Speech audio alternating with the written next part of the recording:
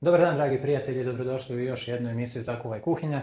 Danas vam pripremamo jedan od varijanti sosova. U pitanju je sos tople kuhinje, crveni sos i pretpostavljam da već svi znate da je riječ o paradajz sosu. Paradajz sos spada u jedne klasike među tih 5 varijanti majki sosova francuske kuhinje. Način pripreme nije mnogo težak, komplikovan, postoji više varijanti, to jest više različitih receptura. Ja ću vam danas prikazati jednu od receptura pripreme ovog sosa.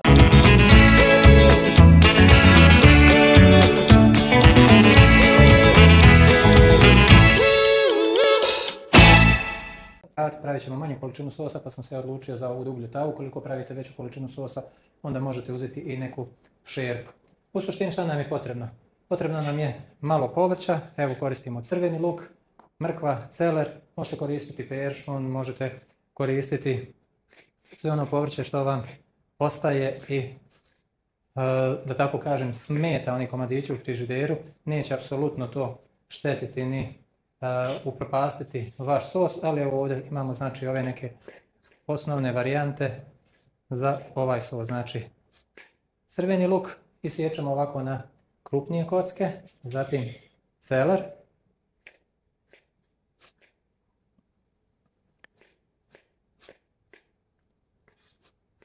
ovako, ovo su otprilike malo krupniji komadi. Sve ćemo ovo poslije pasirati, pa onda nije toliko neophodno da sve bude u iste veličine, isti komadi, da budu identični. Upravo iz tog razloga što ćemo sve ovo poslije mi i da pasiramo. To će nam dati dodatno okus našem sosu i određenu gustinu našem sosu. Povrće smo isickali. Evo ovdje imamo ovaj neki okrajak slanine, kožica, neko parče koje je ostalo, koje nam u suštini smeta, da tako kažem, u frižideru. I sada ćemo to ovako da isječemo na krupnije komade. Malo teže se sječe ova koža od slanine. Ovako na par krupnijih komada.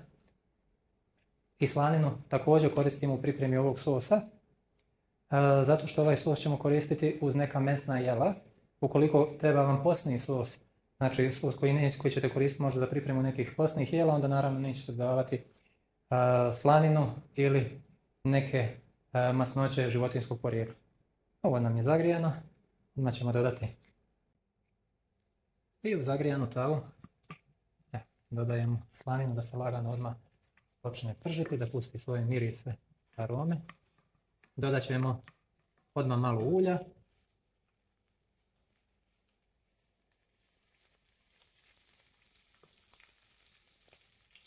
Dodat ćemo isjeckano povrće.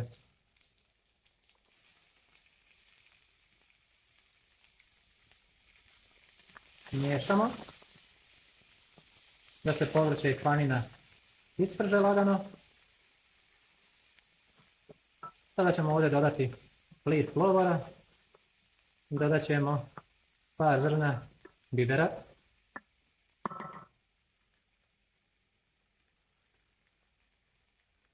Lovor.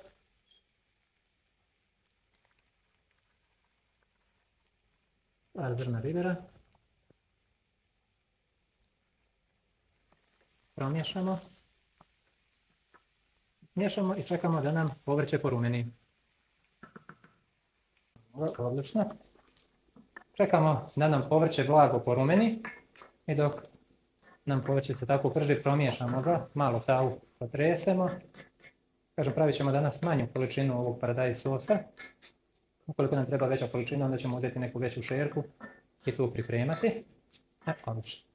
Povrće je porumenilo. Sada ćemo dodati, evo za ovu količinu, 2 pune kašike paradajz pirea.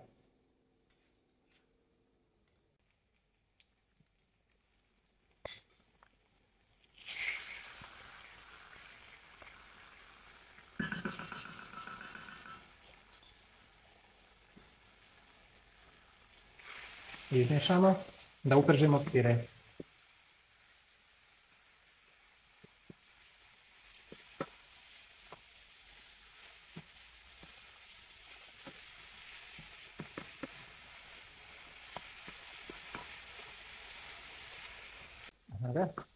pire se lijepo upržio, počinje na dijelovima tave ovako malo da se lijepi pri dnu i sada je vrijeme da dodamo fond.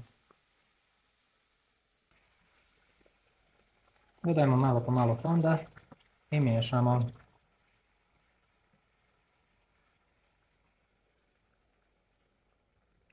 Možete koristiti fond od povrća, možete koristiti neki mesni fond, da li će to biti od teletine, junetine, piletine čak, koji god imate. U nedostatku fonda koji ste sami pripremili možete koristiti vrelu vodu i neku najbržu varijantu jeste neka kocka za supu i na taj način, ili na kraju krajeva samo vrelu vodu.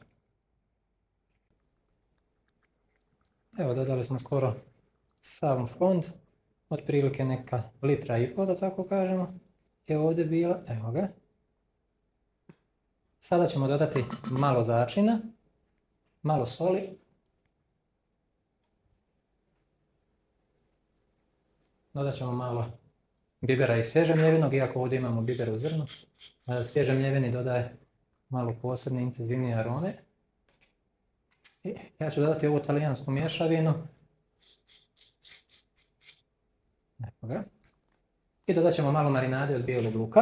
Ukoliko nemate marinadu, možete cijeli čen bijelog luka ili možete jednostavno neke one granule, isto neće smetati. Marinadu uvijek držimo u frižideru, to sam već objasnio par puta u pripremi recepata. Ja volim da pripremim marinadu, uvijek imam prilike pola teglice i onda znači bijeli luk iskosam, zalijem sa maslinovim uljem ili običnim uljem, držim u frižideru i kada pripremam jela koristim to. Ovdje ćemo sada dodati još otprilike pola kašike šećera, da tu kiselinu koju ima paradajz malo nivelišemo, da bude onako baš prihvatljivo kako treba i ostavimo otprilike pola sata da se sve ovako lagano krčka. Ne smije jako da kuva, nego lagano da se krčka i onda ćemo da dotjeramo gustinu koliko bude bilo potrebno sa klajsterom, to je izmiješana voda i brašno. Ima varijanta receptura gdje se odmah kada ste dodali paradajz pire dodaje i brašno, to je prvo se doda brašno u povrće, izmiješa da se brašno uprži i onda se dodaje paradajz pire, izmiješa i zalijeva, ali ja izbjegavam nakon dugo godina rada, pravio sam i tu varijantu i ovu sada varijantu. Problem sa tom varijantom kada se uprži brašno jeste da vi onda morate konstantno biti pored tave, lonca, šerpe i da konstantno miješate. Zašto? Zato što brašno stalno pada na dno i postoji velika vjerovatnoća da će sos zagoriti. Zato sam ja obrnuo, da tako kažem, proces. Sve ovo skuvam, prvo ispržim, pa skuham i onda pola sata pred kraj dotjeram gustinu sa brašnom ili ukoliko mi je neophodan sos odmah da mi bude za upotrebu u roku od pola sata, onda zgusnem sa malo gustina. Zašto gustin mi je dobar? Zato što odmah u trenutku znam koja će biti gustina sosa kada bude topla, tako da imate i tu varijantu. Eto, imate ta tri neka opisa, tri varijante, pa vi iskoristite, to jest prilagodite, radite po onoj varijanti koja vama najviše paše i odgovara. Ostavljamo ovo pola sata da se kuva i onda ćemo propasirati sve i dotjerati gustinu i ukus. Kao što sam rekao, evo, otprilike pola kašičice šećera.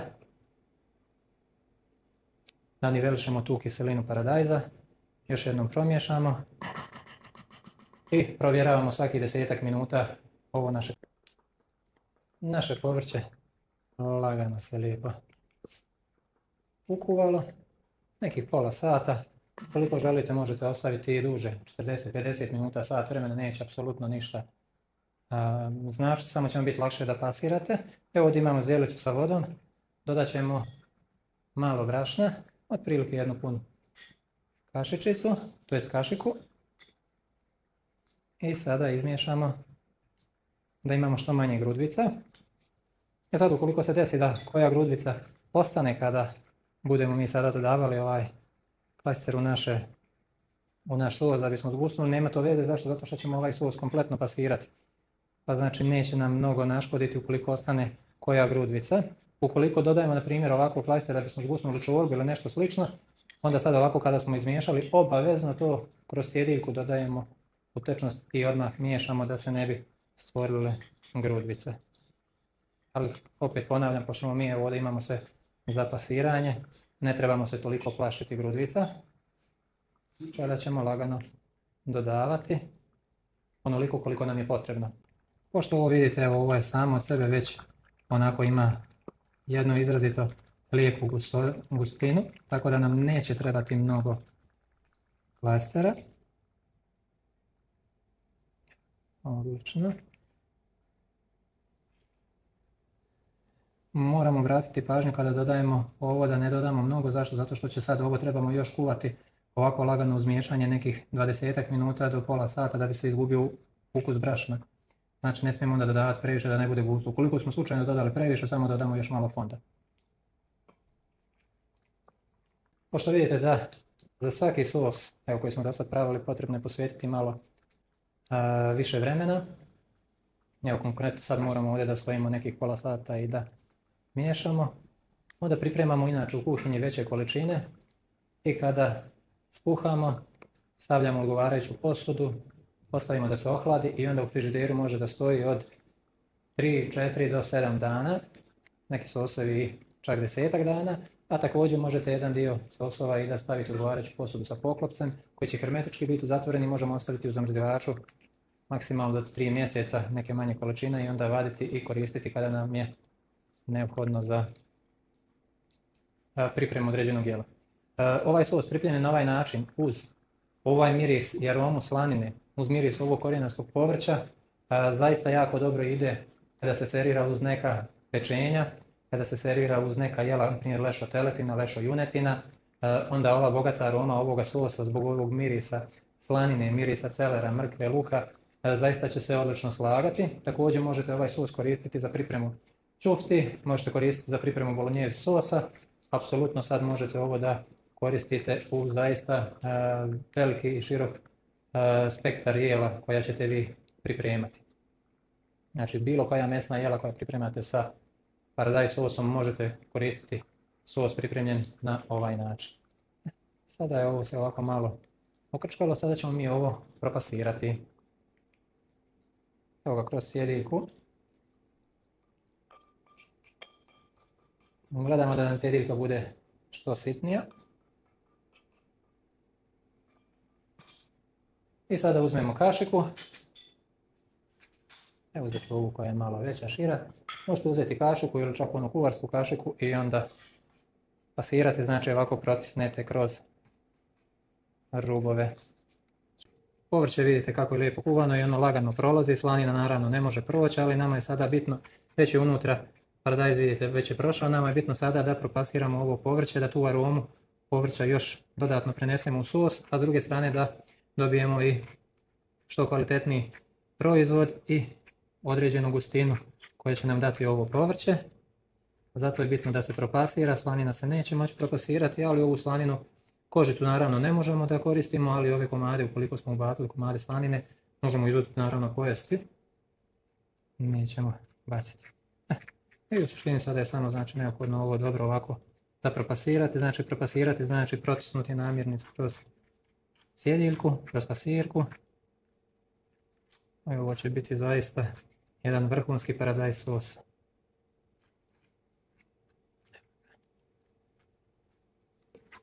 Evo ga, propasirali smo kompletno naše povrće. I sada vidite, evo, s donje strane uvijek obratite pažnju i ovo skinite. Jer tu je to povrće, tu je ta gustina, tu su ti minerali, vitamini koji su evo ovdje ostali. Također ta vlakna koja će dati prekrasnu konzistenciju našem sosu, prekrasnu gustinu našem sosu. Ovo sjajno. Pogledajte kako. Sada ćemo ovo kuvati još nekih 10 minuta da se još dodatno sve ovo sjedini, sastavi, izgubi onaj ukus brašna i dotjerat ćemo ukus, naš sos je onda spreman za serviranje. Što nam se ovo treba, evo sos smo propasirali. Lijepa je gustina. Vidite kako se lagano zadržava na našoj kuvači. Znači tanak sloj, to je upravo gustina koja nam treba, ali pošto ovo trebamo još nekih 10 minuta da ovako kuvamo i miješamo, dodat ćemo mrvicu tople vode, nestalo mi je fonda, pa ćemo dodati otprilike pola deci, da ne bi nam previše ukuvala, da nam se ne bi previše zgusnulo. Znači mi dodajemo fond ukoliko nam treba malo rijeđe ili malo duže kuvamo, ukoliko nam treba malo gušći sos. Znači vi se igrate, vi ste ti koji ste kreatori sve jednog jela, vi ste ti koji ste šefovi u vašoj kuhinji i onda vi dozirate sve onako kako je vama neophodno i potrebno za vaš recept. Evo, još ovo 5 minuta treba ovako da se krčka i naš sos je gotov. Naš paradajz sos je gotov. Gustina je baš onakva kakva treba da bude. Znači, gustina sosa u suštini treba biti takva da se u tankom sloju zadržava na površini kuvače, na površini kašike, znači da se lagano slijeva. Ukoliko mi uzmemo sada ovako i zahvatimo i ono ispadaju grudice komadi, to znači da je pregusto. Ukoliko ovako uzmemo, ono se samo slije, to znači da je prerijetko. U suštini mi smo sada dobili ono što je nama neophodno. Dotjerali smo ukus. Šta znači dotjerati ukus? To znači da probamo naše jelo, naš sos, naš fon, sup, šta god da pripremamo, dodamo potrebne završine, koliko je potrebno možda dosoliti, ukoliko je potrebno konkretno, evo mi smo sada još dodali pola kašičice šećera, zato što je bilo malo intenzivniji i jači ukus. Znači dotjeramo ukus i onda sos možemo da seriramo, naravno uz jelo koje ćemo sada da pripremimo. Evo ovdje sam ja pripremio jednu sosijeru. Šta znači sosijera? Sosijera je mala posudica u kojoj serviramo sos. Obično u posljednje vrijeme sosu se uvijek serviraju sosijeri i onda gost sam sebi dozira u tanjiru koliko želi. A ovdje imamo još sosa i to ćemo ostaviti odgovarajuću zdjelicu. Evo vidite koja je to gustina, kako se lagano slijeva, znači nije u potpunosti tečno, nije onako pregusto. Ovaj sos ostavimo da se ohladi, stavimo preko PVC foliju i stavimo u frižider. Možemo u frižideru da ga čuvamo do 7 dana i da ga koristimo po potrebi kada nam zatreba uz neko jelo. Samo sos sada izvadimo, podgrijemo, koliko je potrebno dodamo malo fonda dok budemo podgrijavali, dobro izmiješamo, kada prokuva sos serviramo uz jelo koje smo planirali da poslužimo uz ovaj sos i eto, na taj način vi možete da pripremite sos i unaprijed. Ovo je bila varijanta pripreme paradajz sosa. Vjerujem da ste znali jednu od receptura za pripreme. Evo ja sam vam pokazao ovaj klasični recept francuske kuhinje, pa nadam se da ste uživali u pripremi ovog sosa. Prijatno!